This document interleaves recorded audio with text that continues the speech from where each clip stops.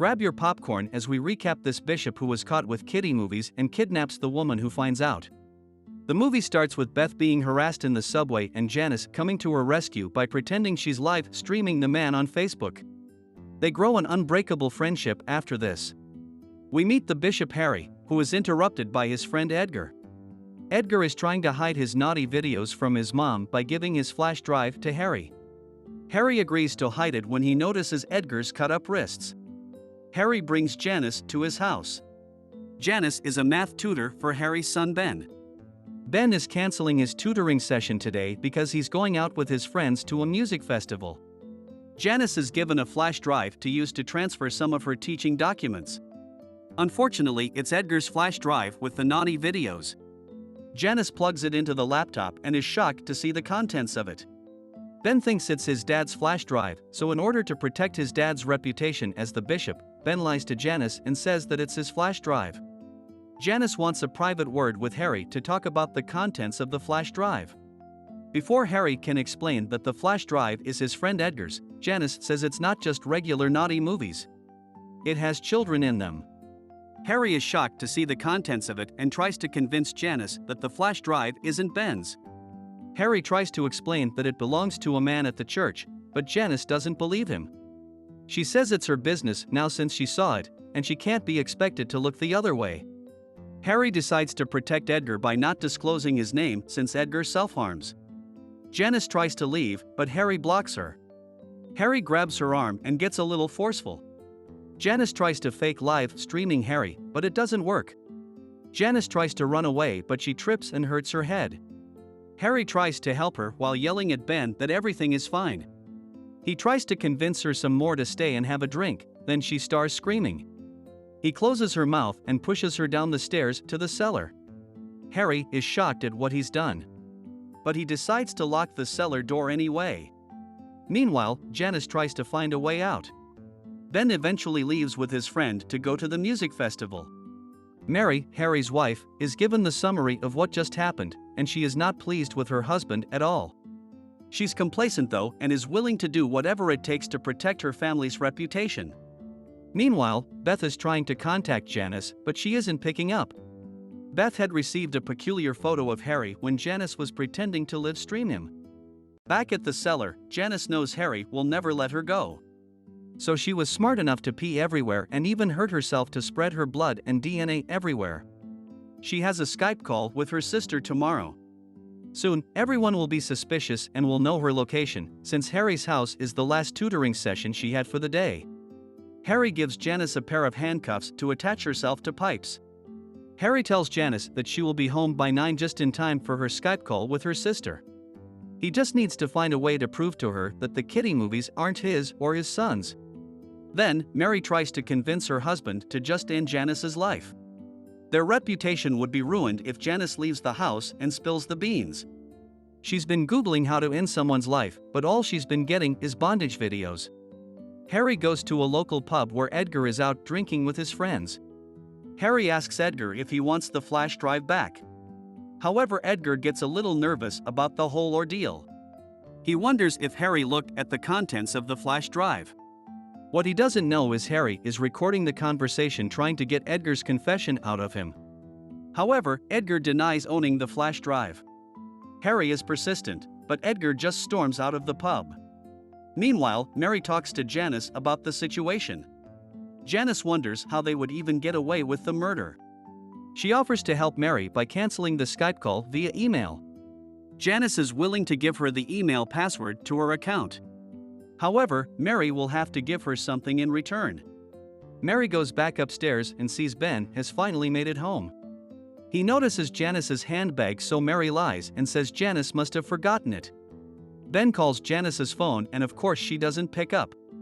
Mary tries to unlock Janice's phone, but it's too cracked to function. Later, Harry tries to get Edgar to confess about the flash drive once more. Harry tries to record the confession, but Edgar struggles to say the words. Harry is disappointed that he only got a vague confession. Edgar cries, saying he wants to die. Because Harry feels guilt for trying to force a confession, Harry decides to have the flash drive put in his computer, so that it looks like he owns it instead of Edgar or Ben. Harry is willing to take the fall for everyone. Harry checks up on Janice. Janice then tells him the password to her email account. He goes upstairs to tell his wife he is going to take all the blame for the flash drive. He will admit that it is his all along. Meanwhile, Edgar unalives himself and leaves a note saying, "Don't believe the vicar is a pedo. He is protecting someone else." It's the next day and Harry admits to printing out kitty pictures so that his lie about owning the flash drive can be convincing. He plans on releasing Janice soon and taking the fall for everything so they don't have to commit murder. Mary is upset about this, and even criticizes the Christian faith, saying it's a fairy tale. They're interrupted by a phone call from police about Edgar hanging himself. They tell Harry that Edgar left a note mentioning Harry. He hopes the note is some sort of confession to owning the flash drive. Mary wonders if Harry is responsible for Edgar's expiration since he tried to make Edgar confess. Later, Ben wonders if Janice came back. Harry lies and says Janice did pick up her handbag. Harry hides the bag, but Ben is too smart because he already knows something fishy is going on. Janice tries to grab a golf club with her foot. She is unable to, then decides to bang her head on the wall to make it look like someone hurt her. Before the police arrive, they hide a phone in the shelves so that Janice can hear the conversation through another phone. Mary goes to Janice and she wonders why Janice is bleeding. Janice tries to play Mary by making her think Harry hit her. However, Mary catches on to how clever Janice is. Once the cops are there, Harry tries to get the cops to tell him what was on the note. However, the cops go around in circles so they can question Harry a bit more. The cops finally show Harry the note, but he's disappointed. Harry expected Edgar to confess in the note so that Harry can be absolved of the flash drive. The cops suspect something is fishy but not sure what it could be. When Janice hears what's on the note, she wants to scream. She holds her mouth shut so she doesn't cause a ruckus. Mary finds duct tape and puts it over her mouth. When the cops leave, Harry and Mary are somber because they know they have to kill Janice. Mary then goes to her computer to log in to Janice's email to send an email canceling the Skype call to Janice's sister. Harry goes downstairs and helps Janice remove the duct tape. He's appalled that Janice is hurt as well. Janice plays Harry like a fiddle by lying that Mary was panicked and duct taped her. Then Janice lies saying Mary hit her on the head. Janice begs Harry to not leave her alone with Mary as she pretends to cry. Later, Harry finds Mary grabbing a heater that leaks carbon monoxide. She was going to use it to kill Janice, but Harry doesn't want to be part of it. Mary yells at Harry about the woman in the cellar. And just at that right moment, Ben overhears the conversation, so he rushes to the cellar. Mary finally sends the email to Janice's sister and she makes sure it's exactly how Janice would write it. Finally, Harry grabs the heater and brings it to the house, but he also locks everything to keep Mary out. Harry has set up the heater with Janice so that she dies of carbon monoxide poisoning. And when he leaves, Ben reveals himself from the dark part of the cellar. Meanwhile, Harry is locking and duct taping the cellar without realizing that Ben is in there with Janice. Ben is confused as to what is going on. Janice doesn't reveal anything, so Ben goes upstairs, only to realize he's locked in with her. Unfortunately, Harry is unable to hear his cries for help since he's blasting classical music in his study. Harry stupidly checks to see how long it takes to die of carbon monoxide poisoning. Apparently, it takes about 2 hours for someone to die. Ben tells Janice that Harry is incapable of harming anyone. However, Janice doesn't agree with this since she's clearly kidnapped. Suddenly, Ben's phone chimes because his battery is low. Janice begs him to call the police, but Ben is hesitant because he's not even sure what is going on, and he doesn't want to rat out his dad. Janice tells him he will be an accomplice if Ben doesn't help her. Mary then calls Harry to tell him that the email she sent was sent from their own house. Therefore, the police would be able to track it. Janice tries to manipulate Ben's emotions to her advantage. However, Ben is slowly catching on that the flash drive changed everything. Suddenly, Harry is calling Ben, but Janice is telling him not to answer the call. Ben doesn't pick up. Mary makes a stop at the house, so Harry gives her the laptop to throw elsewhere. Mary tries to convince Harry to stop the murder. However, Harry says what else can they do? They're doing this to protect Ben's life. Meanwhile, Ben says this whole drama is giving him a migraine. Then Janice asks him to turn up the heater since it's cold. Harry is about to have a change of heart and starts removing the duct tape, but he's interrupted by Ben's call. Ben wonders about what happened with Janice. However, Harry is caught in multiple lies. While Harry is talking on the phone, he decides to duct tape the door again, still unaware that his son is in the cellar. Mary has managed to find Janice's apartment and she plans on planting the laptop there. Unbeknownst to Mary, Janice's friend Beth is in Janice's apartment. Mary tries to run away, but Beth begins to question why she's there.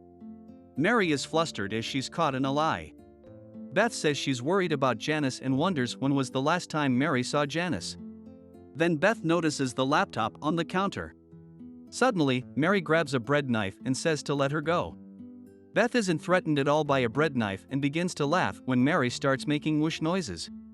Mary then cuts Beth, but apologizes. Suddenly, Mary gets a call from Ben. He's delirious from the carbon monoxide and demands answers. Mary tells him that it was a kiddie movie in the flash drive. Ben reveals that he's in the cellar with Janice.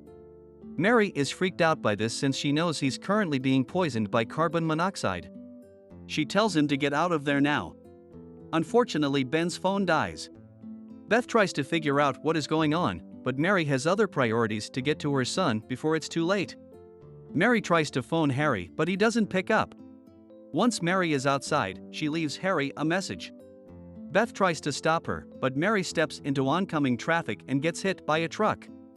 Janice has finally caught on that the heater is causing them to become delirious. She asks Ben to shut it off. However, Ben isn't comprehending much of what she's saying. He goes full psycho and hits Janice with a hammer. 2 hours has since passed since he placed the heater in the cellar, so Harry opens the cellar door. He's shocked to see Ben with a hammer and blood dripping from it. Harry gets him out of the cellar and he begins to open the door and windows. Harry says he will take the fall for what Ben did. However, Ben is still delirious and he runs out of the house. Beth sees this, but she rushes into Harry's house to find a way in. Harry calls the police on himself when he realizes that Janice is still alive. He's about to give her the last blow with the hammer, but Beth stops him. Harry goes full psycho when the rest of Beth's friends have arrived just in time to save Beth and Janice. Later, Harry is arrested for the attempted murder for Janice. And he ends up in prison. Ben ends up staying with his uncle and is able to live a somewhat normal life. Subscribe for more videos like this. Turn on notifications and leave a like. It really helps the channel.